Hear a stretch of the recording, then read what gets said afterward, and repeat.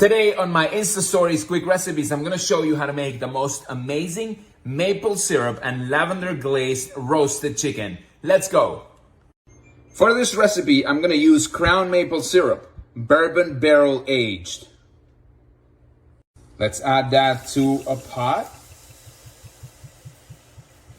on medium heat. Take some lavender and place it inside. Let it infuse for approximately 10 minutes.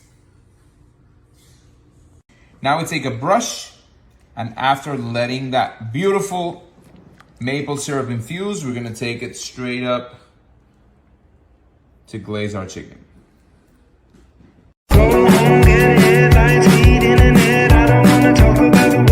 Let's add a tiny touch of pink Himalayan salt, and to the oven we go. Finish off with some lavender to make it look pretty. A bit of salt, and there we have it.